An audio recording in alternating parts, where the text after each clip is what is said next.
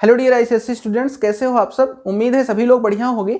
आज का हमारा चैप्टर है natural regions of the world, यानी वर्ल्ड के नेचुरल रीजन्स। रीजन्स प्लूरल में लिखा हुआ है, यानी बहुत सारे नेचुरल रीजन्स पाए जाते हैं। अब सबसे पहला क्वेश्चन यही होगा कि नेचुरल रीजन्स क्या होते हैं। तो यहाँ पे जो वर्ड लिखा है ना, नेचुरल और रीजन्स, इन्हीं के हम लिटरल मीनिंग देखते हैं और हमें पता चल जाएगा नेचुरल रीजन्स क्या होते हैं। तो अगर रीजन्स को देखें तो रीजन्स का मतलब क्या है, कोई एक एरिया, कोई एक फील्ड। और नेचुरल का मतलब है जो नेचुरली डेवलप हो, यानी जिसके जो एलिमेंट्स हो वो नेचुरल हो। ठीक है, उनमें जो सबसे ज़्यादा उंगली करने वाला प्राणी है यानी ह्यूमन, उसका कोई भी इंटरफेरेंस या ऐड ना हो। राइट। अब जो इसमें पाए जाने नेचुरल एलिमेंट होंगे वो किसी और एक दूसरे नेचुरल रीजन से डिफरेंट होंगे। ठीक, एग्जाम्पल से समझो। जैसे एक हम नेचुरल रीजन ले लेते हैं इक्वेटोरियल, और एक ले लेते हैं मानसून। ये दो नेचुरल रीजन हो गए। इनमें पाए जाने वाले जो नेचुरल एलिमेंट हैं, जैसे क्लाइमेट नेचुरल है, नेचुरल वेजिटेशन और वाइल्ड लाइफ। ठीक है, वैसे भी क्लाइमेट के बेस पे ये सब अपने आप ही अलग हो जाएंगे। ठीक, लेकिन अगर हम इन तीन एलिमेंट को ले लेते हैं तो इन एलिमेंट्स की जो खासियत यहां पर होगी, यानी जो क्लाइमेट मानसून रीजन में होगा, जैसी वेजिटेशन मानसून रीजन में होगी, जैसी वाइल्ड लाइफ मानसून रीजन में होगी, उस तरीके की इक्वेटोरियल रीजन में नहीं पाई जाएगी। वहां पे क्या होगी, डिफरेंट पाई जाएगी। यानी ये दो रीजन नेचुरली ही एक दूसरे से अलग होंगे। ठीक है, हर बार बात आएगी नेचुरल की। जैसे एक चीज कहा गया कि इक्वेटर के पास में पाए जाने लोग, उनकी जो स्किन कलर होती है, स्किन टोन होता है, वो डार्क होता है।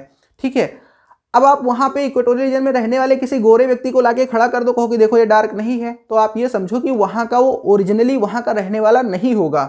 ठीक है, क्योंकि अब ग्लोबलाइजेशन है, लोग सब जगह हैं। अफ्रीका के लोग सबसे ज्यादा गोरे आपको दिखते हैं, तो ये उसका है, नेचुरल नहीं है वो। नेचुरल चीजें जब होंगी तो वही क्लाइमेट का सीधा इंपैक्ट उनके ऊपर देखने को मिलेगा। ठीक है, तो नेचुरल रीजन बहुत सारे हैं, लेकिन अब रिड्यूस सिलेबस है, आपको जो पढ़ने हैं, ठीक है, वो हम आपको सिलेबस में बताए देते हैं। लेकिन जो बहुत सारे हैं वो क्या है, आप देखो कि आपने क्या है, पिछले चैप्टर्स में आपने क्लाइमेटिक जोन पढ़ा होगा, याद करिए, जिसमें आपने पढ़ा होगा एक ट्रॉपिकल जोन, आपने ट्रॉपिकल जोन पढ़ा है। इसके ऊपर आपने टेम्परेट जोन पढ़ा है दोनों तरफ, और फिर फ्रिजिड जोन।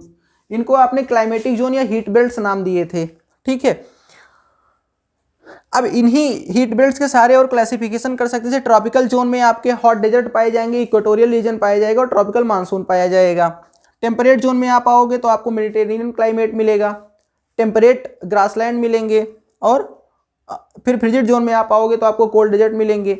ठीक है, इसके अलावा टाइगा वेजिटेशन, टुंड्रा, तो इस सब तरीके के आपको क्लाइमेट मिलेंगे। लेकिन आपको इतना सब नहीं पढ़ना है, सिलेबस जो है वो रिड्यूस हो चुका है। तो आपको जो नेचुरल रीजन्स पढ़ने हैं वो हम आपको बता देते हैं सिलेबस से। ठीक है, आप अपनी स्क्रीन पर देखो,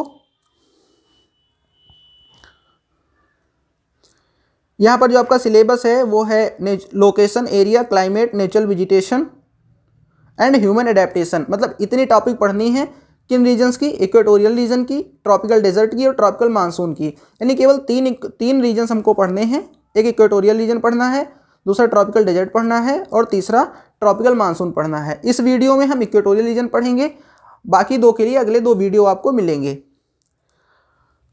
अब आप ये देख चुके हो, तो हम आपको जो प्रीवियस ईयर में पूछे गए क्वेश्चंस हैं उनसे भी थोड़ा सा आपको रूबरू करा देते हैं, जिससे आप ये भी जानो कि क्वेश्चन यहाँ से किस तरीके के पूछे जाते हैं। तो क्वेश्चन नंबर 11 जो है वो 10 नंबर का क्वेश्चन होता है और इस चैप्टर से पूछा गया है, जिसमें ए सेक्शन है, mention 2 features of the natural vegetation found in the equatorial reason.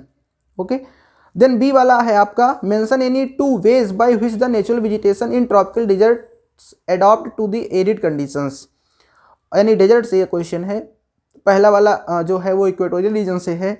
Then सी वाला है इसमें कि in which the natural regions of the world would the following be found. यानी कहाँ पे ये पाए जाएंगे, क्या, पाइन ट्रीज, टाल ग्रास और ओलाइव ट्रीज, ये किन रीजन्स में पाए जाएंगे। देन डी सेक्शन है आपका, जिसमें 3 क्वेश्चंस है। पहला है what is the impact of the natural vegetation of taiga region on the occupation of the people living in that region. Second है give a reason to why the savanna grassland are found in Africa. और third है आपका what type of climate is found in the tundra reason.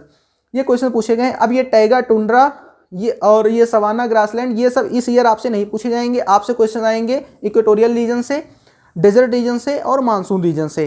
Okay, तो अब हम पढ़ना शुरू करते हैं। तो जो हमें आज पढ़ना है वो पहला रीजन हमारा है equatorial region.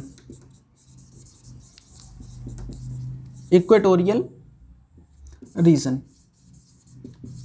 As per the syllabus हमको इसमें क्या क्या देखना है, लोकेशन एंड एक्सटेंशन, ओके ये देखना है। देन क्लाइमेटिक कंडीशन, टर्म देख देंगे एग्जैक्टली लिखा क्या है, हाँ एग्जैक्टली तो क्लाइमेट लिखा है, वही बात climatic condition. Then natural vegetation,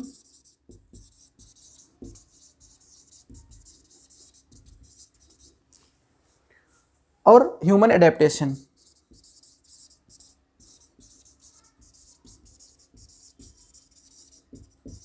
ठीक है, इतना हमें देखना है।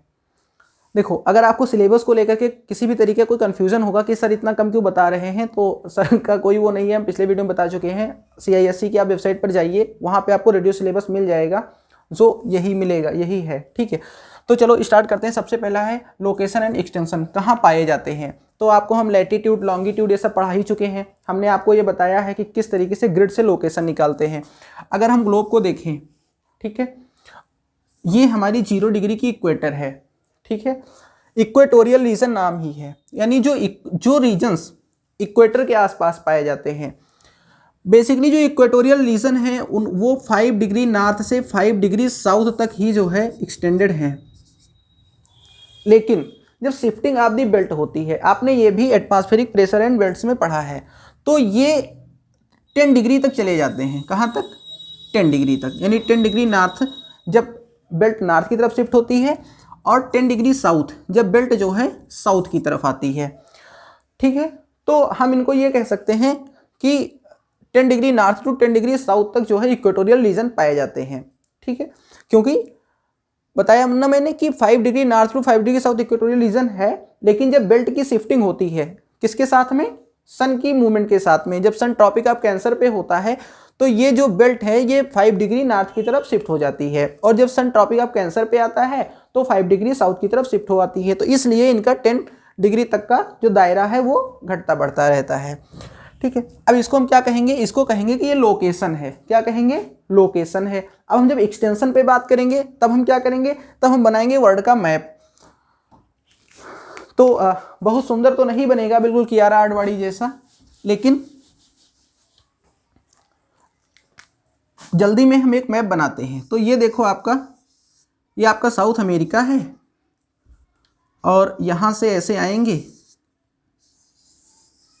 ये आपका अमेरिका है, नॉर्थ अमेरिका, और यहाँ से हम देखेंगे ये इंडिया, और ये आइलैंड्स इधर एशिया है। यहाँ से उसका काम नहीं है, कट भी गया, कोई दिक्कत नहीं है। यहाँ से आएंगे, ये आपका यूरोप पड़ जाएगा, और ये आपका इस तरीके से अफ्रीका हो गया, यहाँ पे ऑस्ट्रेलिया हो गया, ये न्यूजीलैंड हो गए। ठीक है, अब देखो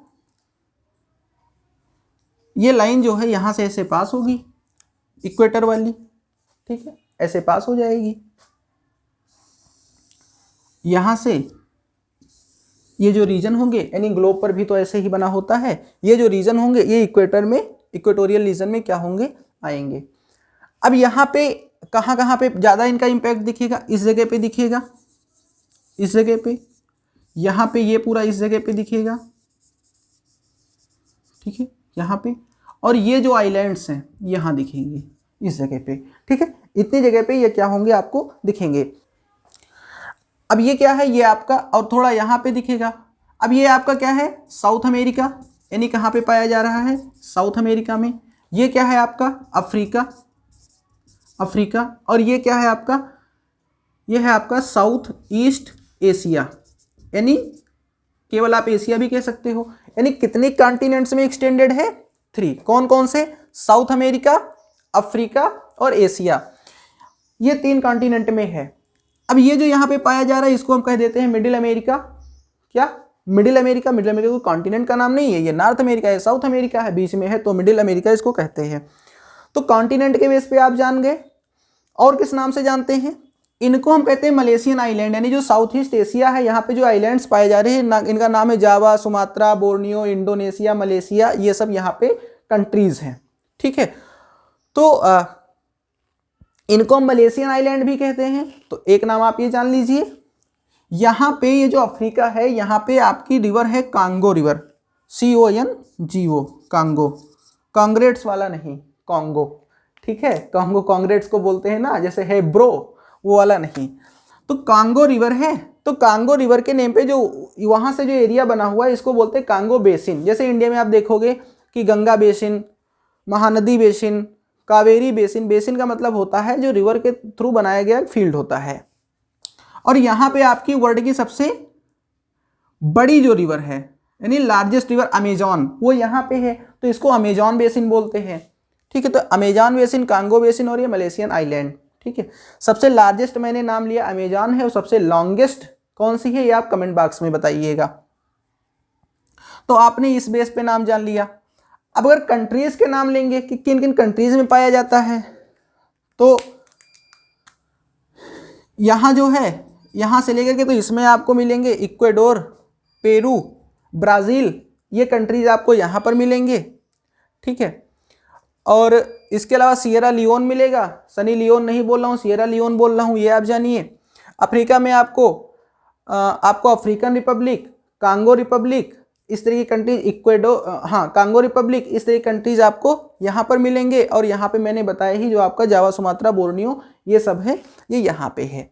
ठीक, तो कंट्रीज के नेम से आपने इनकी लोकेशन जान ली। मैप फिलिंग भी आती है, तो आप ये चीज़ ध्यान रखिएगा। सीधी सी बात है कि 0 डिग्री की लाइन जो आपको मैप में मिलेगी, उसी 0 डिग्री की वो लाइन जहाँ जहाँ गई होगी उसके पास में ही, चूंकि वही इक्वेटर की लाइन है, तो वहाँ पे आपको इक्वेटोरियल रीजन देखने को मिलेंगे। ओके, तो ये हो गया इसका क्या, एक्सटेंशन। ठीक है, अब हम आ जाते हैं क्लाइमेटिक कंडीशन पे। यहाँ पे क्लाइमेटिक कंडीशंस कौन सी पाई जाती हैं, तो क्लाइमेटिक कंडीशन, क्लाइमेट में सबसे पहले हम ये देखेंगे ना कि क्लाइमेट के एलिमेंट्स कौन कौन से होते हैं।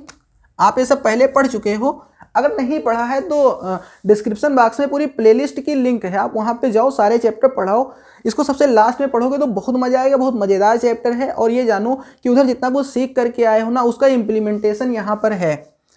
तो क्लाइमेट में क्या होता है, टेम्परेचर कैसा है ये देखते हैं, वहाँ की रेनफॉल या प्रिसिपिटेशन कह सकते हो, ये देखा जाता है। बाकी विंड, ह्यूमिडिटी, ये सब चीज़ें जो है ये क्लाइमेटिक एलिमेंट है, जिनको हम क्या करते हैं, देखते हैं। ठीक है, तो सबसे पहले बात करेंगे यहाँ पे टेम्परेचर कैसा होता है। तो आप देखो, आपने ये चीज़ें खूब पढ़ी, इंसोलेशन वगैरह वाले चैप्टर में देखा है कि 0 डिग्री की जो लाइन है इक्वेटर, ठीक है, यहाँ पे और इधर 23.5 डिग्री नॉर्थ और साउथ, इन जोन को हम ट्रॉपिक्स कहते हैं, ट्रॉपिकल जोन कहते हैं। सन इन्हीं के बीच में ही ओवरहेड होता है, इसके बियॉन्ड ओवरहेड नहीं होता है। रीजन यही है कि हमारी अर्थ जो है वो 23.5 डिग्री टिल्टेड है। और देखो, सन यहाँ से उसकी अपेरेंट मूवमेंट यहाँ से इधर को होगी और इधर से इधर को होगी, तो इसके बीच में क्या होगा, 2 बार इक्वेटर पे पड़ेगा। और even through out the year यहाँ पे अप्रॉक्स ओवरहेड ही होती है। यहाँ पे इतनी भी सनरेज इतनी भी टिल्टेड नहीं होती है कि यहाँ पे कोई विशेष विंटर जैसी कंडीशन आ पाए। यहाँ की विंटर जानते हो किसको कहते हैं, कहते हैं यहाँ की जो नाइट्स होती है वही विंटर होती है, यानी रात में जब सूरज नहीं होता है तभी वही वहाँ की नाइट होती है। आप ये समझ लो 12 आवर का डे और नाइट बराबर आपको यहाँ पे मिलेगा, 12 आवर का पूरा दिन होता है, यानी खूब ज़्यादा टेम्परेचर इस रीजन में गेन होता है।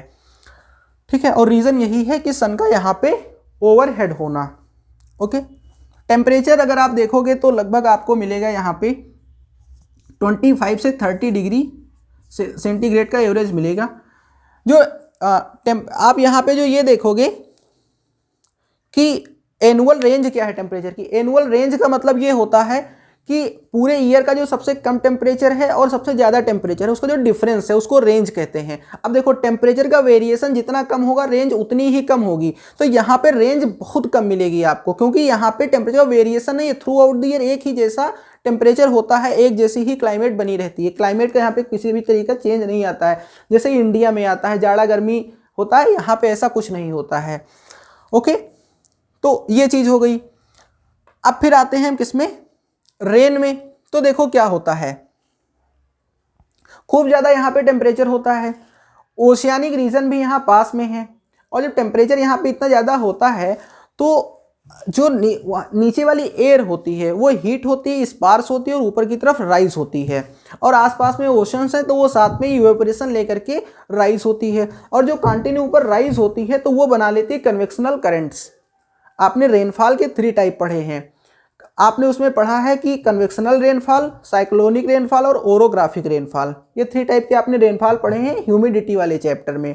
तो कन्वेक्शनल वाली रेनफॉल जो होती है वो यहाँ होती है।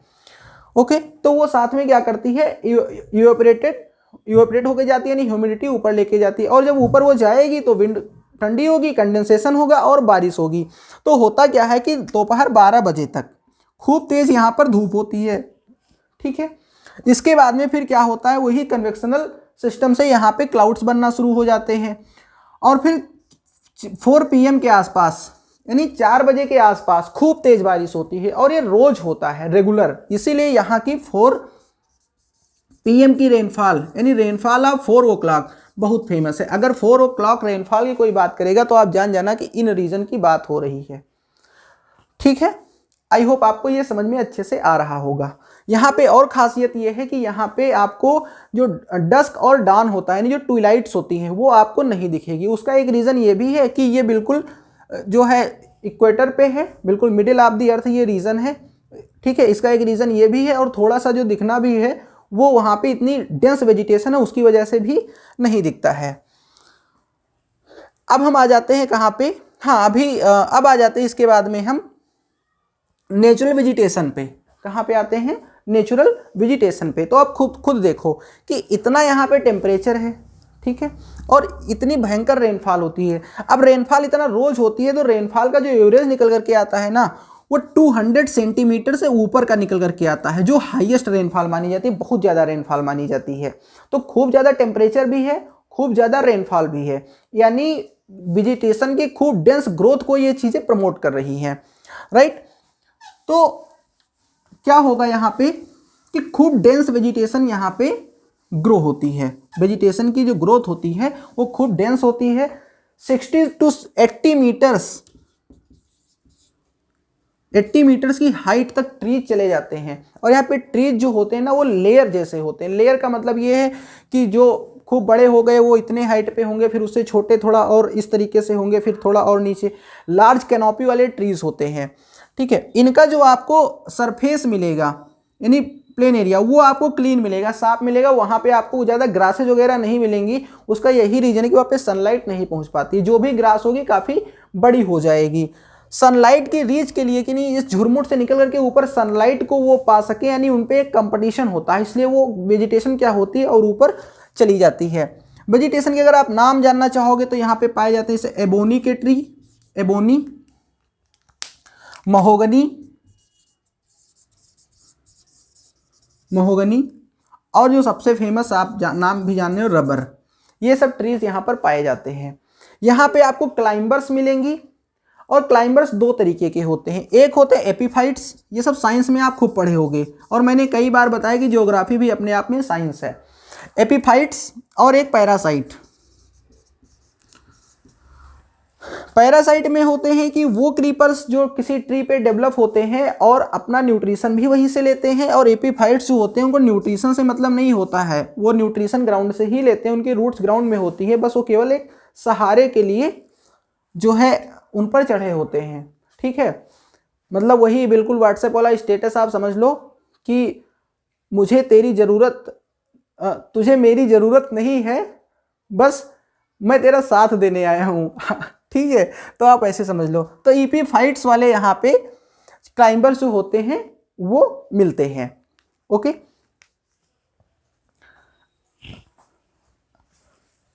तो ये हो गया यहाँ का नेचुरल वेजिटेशन। यहाँ पे एक क्वेश्चन और पूछा जाता है कि यहाँ पे इतनी डेंस वेजिटेशन होती है और ये बहुत यहाँ पे बेहतरीन जो वुड्स होती हैं वो ग्रोथ होती है, नहीं बहुत बेहतरीन लकड़ियाँ यहाँ पे होती हैं, लेकिन इनका कॉमर्शियल एक्सप्लॉयटेशन नहीं किया जा सकता है। पूछा जाता है गिव रीज़न में कि ऐसा क्यों है, तो बहुत डेंस वेजिटेशन है, वहाँ से उसको ट्रांसपोर्ट कर पाना टफ है, और वहाँ जो कि रेगुलर रेनफॉल होती है तो वहाँ की जो रूट्स भी हैं वो काफ़ी ज़्यादा स्वैम्पी होती है, मार्शी एरिया होता है, तो इसलिए वहाँ से ट्रांसपोर्ट भी कर पाना थोड़ा टफ होता है, इसलिए उसका कमर्शियली एक्सप्लॉइटेशन नहीं हो पाता है। आप ये जानो कि ये वर्ल्ड के सबसे ज़्यादा जो है बायोडाइवर्सिटी वाला रीजन है जो इक्वेटोरियल रीजन है। तो नेचुरल वेजिटेशन हम लोगों ने देख लिया। अब हम यहाँ पे आ जाते हैं कहाँ, ह्यूमन एडेप्टेशन में। तो आपने इतनी यहाँ पे जो आपने क्लाइमेटिक कंडीशंस देखी, आपको ये लगा, ये समझ में आ गया होगा कि यहाँ की जो क्लाइमेटिक कंडीशंस है वो स्पेशल हैं, और जब क्लाइमेटिक कंडीशंस स्पेशल हैं तो वहाँ पे रहने वाले लोग भी क्या होंगे, स्पेशल होंगे, मतलब हमारे आपके जैसे नहीं होंगे, कुछ तो स्पेशल होंगे। ठीक है, तो बिल्कुल स्पेशल हैं। अमेजॉन बेसिन जो है यहाँ पे आपके पाए जाते हैं, पाए जाने जो यहाँ, तो हाँ स्पेशल में क्या है, वो ट्राइब्स पाए जाते हैं बेसिकली। ठीक है, कुछ ही जहाँ पे नॉर्मल कंडीशन होती है वहाँ पे मेन स्ट्रीम के लोग पाए जाते हैं, वरना ट्राइबल लोग पाए जाते हैं जो कि हम लोग जैसे नहीं है, अपीयरेंस में है लेकिन ना वो इस तरीके से पढ़े लिखे हैं, ना हम लोगों जैसे बिहेव करते हैं। अभी कुछ एक दो लोग बिहेव देखेंगे वो कैसे करते हैं, वो बड़ा मज़ेदार है। तो यहाँ जो अमेजॉन बेसिन है यहाँ पे जो पाई जाने ट्राइब है उनको हम बोलते हैं रेड इंडियन। क्या बोलते हैं, रेड इंडियन। वो इसलिए बोलते हैं कि स्किन टोन जो होती है वो थोड़ा रेडिश होती है। ठीक है, देन जो कांगो बेसिन में पाए जाने होते हैं इनको हम बोलते हैं पिग्मीज। क्या बोलते हैं, पिग्मीज। ठीक है, और जो पापुआ जो न्यूगिनी में पाए जाने वाले होते हैं, पापुआ न्यूगिनी में, ठीक है, तो वो उनको पापुआ बोलते हैं। ठीक है, ये इनके नाम हैं। अब इस तरीके की कंडीशंस में वो यहाँ पे रहते हैं, तो जो फ्रूट्स वगैरह या रूट्स वगैरह जो ट्रीज़ की होती है उनको खाते हैं। इसके अलावा जो इनका ऑक्यूपेशन है वो बेसिकली क्या है, हंटिंग है। ठीक है, शिकार करके ये लोग जो है फ्लेश यानी कच्चा मांस वगैरह खाते हैं। जो थोड़ा डेवलप हो चुके हैं, मेन स्ट्रीम में आ गए हैं, वो थोड़ा बहुत एग्रीकल्चर भी करते हैं, खेती वगैरह करते हैं। अब हम यहाँ पे देखो जो इंटरेस्टिंग बात मैंने बताई थी, अगर हम पिग्मीज का एग्जाम्पल ले लें तो ये हंटर्स होते हैं, ये ट्रीज़ के ऊपर रहते हैं, छोटे हाइट के होते हैं, ट्रीज़ के ऊपर रहते हैं, वहाँ पे स्टोन वगैरह कलेक्ट करके रखते हैं कि अगर इनके ऊपर कोई अटैक कर दे तो वहीं से ये मार सके उनको, उससे अपने को सेफ रख सके। सांप वगैरह पकड़ करके उनकी ग्लैंड निकाल के खींच के बाहर कर देते हैं, खा जाते हैं, ये सब करते हैं, जानवरों को मार सकते हैं, पेड़ पर चढ़ने में काफ़ी उस्ताद होते हैं। ठीक है, और यहाँ पे जो मेन स्ट्रीम वाले लोग हैं जो एग्रीकल्चर करते हैं, खेती करते हैं, खेती करने में कौन सी क्रॉप उगाई जाएंगी, वो जो ज़्यादा रेनफॉल डिमांड करती होंगी, जैसे जो है रबर है ही, रबर की भी प्लांटेशन एग्रीकल्चर है, आपने पढ़ा भी होगा इसके पहले, चावल वगैरह उगाया जाता है, बनाना जो है उसकी भी एग्रीकल्चर होती है। तो पिग्मीज जो होते हैं इनको बनानाज बहुत पसंद है। ठीक है, तो ये क्या करते हैं, उनके खेतों में जाते हैं, बनानाज को तोड़ लेते हैं और वहाँ पे कच्चा मांस लटका आते हैं और चले आते हैं। मतलब चोरी जैसा कुछ नहीं करते हैं, आप ये समझो, मतलब चोरी करते हैं लेकिन बेईमानी नहीं करते हैं कि वहाँ से बनानास लेकर के आएंगे तो वहाँ पे कच्चा मांस जो है वो लटकाएंगे। और यहाँ पे जो बनाना की खेती करते हैं तो इन लोगों को इससे दिक्कत नहीं होती, क्योंकि वो खुद शिकार कर नहीं पाते, उनको भी मांस खाना पसंद होता है, तो वो चाहते हैं कि वो आएँ, तो वहाँ पे कोई दिक्कत नहीं, आप लोग टेंशन मत लेना इनके फेवर में जा करके। लेकिन मतलब ये मज़ेदार बात है, ये हम लोगों जैसे पढ़े लिखे नहीं होते हैं। अगर आप ट्राइब्स के बारे में थोड़ा बहुत जानते होगे, जैसे बहुत सारी ट्राइब्स है, थारू है, नागा है, संथाल है, भील है, टोड है, ये सब पाए जाते हैं। आप जिस भी स्टेट में होगे तो आपकी स्टेट में दो एक पाई जाती होंगी। आप अगर चाहो तो कमेंट बॉक्स में अपने स्टेट के नाम के साथ में जो है ट्राइब्स के नाम लिख सकते हो जिनको आप जान रहे हो। ओके, तो ये इस तरीके से पिग्मीज जो हैं पाए जाते हैं और ये इनका एक खास बिहेवियर होता है। तो ये है आपका इक्वेटोरियल रीजन के बारे में। आई होप आपको अच्छे समझ में आ गया होगा, कुछ इंटरेस्टिंग चीज़ें भी आपको यहाँ पर दिखी होंगी। ठीक है, और अगर आपको लगता है कोई चीज़ छूट गई है तो आप कमेंट बॉक्स में बता देना। तो अभी इसके बाद में दो नेचुरल रीजन्स और हमारे पास ना, एक हॉट डेजर्ट है और दूसरा मानसून है। पहले मानसून रीजन पढ़ाएंगे, देन हॉट डेजर्ट्स पढ़ाएंगे। तो अभी इसके बाद में फिर उन दो वीडियो में मिलते हैं। तब तक आप लोग अपना ख्याल रखिए, चैनल को शेयर, सब्सक्राइब ये सब करते रहिए। मिलते हैं अगले वीडियो में। Okay, thank you, bye bye.